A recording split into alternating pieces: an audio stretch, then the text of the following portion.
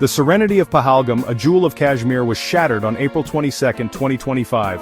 An IED blast ripped through a bus carrying Amarnath pilgrims, leaving behind a trail of death and devastation. 9 innocent lives were lost, their journeys tragically cut short.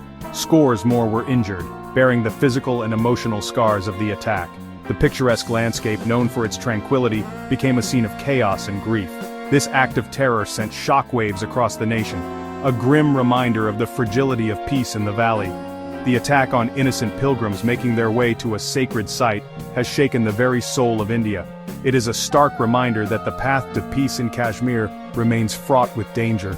The question that haunts us all is, for how long will this paradise be held hostage to violence and fear?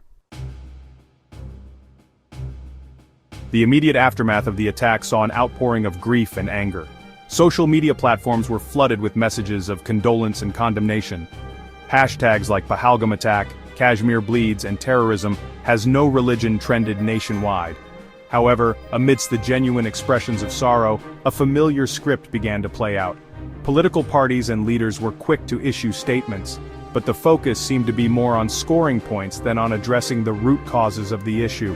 The ruling Janta Suraksha Party, while condemning the attack, wasted no time in pointing fingers at cross-border terrorism and vowing to give a befitting reply.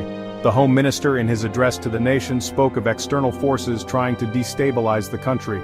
The opposition, led by the Bharat Jan Morcha, was quick to pounce on the incident, questioning the government's claims of normalcy in Kashmir and highlighting the security lapses that allowed the attack to happen.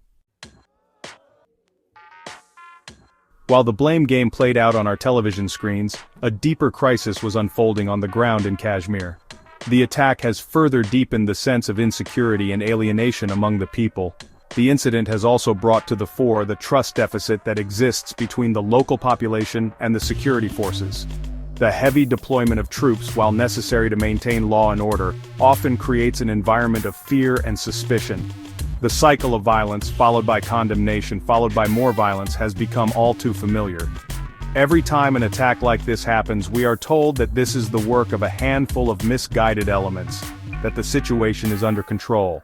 But the reality on the ground tells a different story. The truth is that we have failed to win the hearts and minds of the people of Kashmir. We have treated the issue as a law and order problem, instead of addressing the genuine grievances and aspirations of the people. The Pahalgam attack is a wake-up call for the nation. It is time to move beyond the rhetoric and address the root causes of the Kashmir issue. We need to acknowledge that there are no quick fixes. What is needed is a multi-pronged approach that focuses on security, development, and dialogue. The first priority must be to ensure the safety and security of all citizens in Kashmir. But security cannot be achieved through brute force alone. We need to invest in intelligence gathering, strengthen border security, and crack down on terror networks. At the same time, we need to win the trust and confidence of the local population. This can only be done by addressing their legitimate grievances, ensuring justice for human rights violations, and creating opportunities for economic development.